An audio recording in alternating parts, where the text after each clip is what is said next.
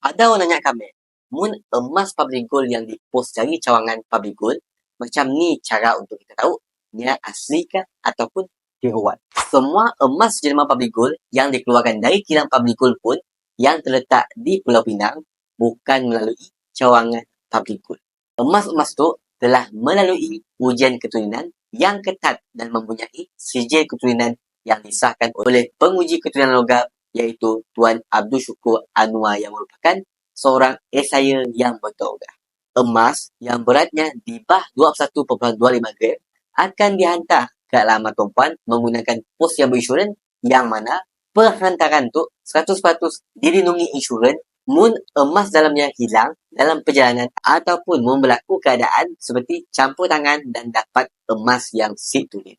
Untuk emas yang berat lebih dari 21.25 gram, emasnya akan dipos tetapi akan dihantar dari kilang ke cawangan public gold dengan keselamatan yang ketat. Sebab ialah yang sebaiknya mun tumpuan beli emas, pastikan beli emasnya terus dengan syarikat emas yang bereputasi tinggi, bukan je untuk dapatkan emas yang tulen dengan selamat tetapi juga dengan rekod pembelian melalui sistem yang dapat melindungi hak tumpuan sebagai pengguna munah terjadi apa-apa perkara yang diingin.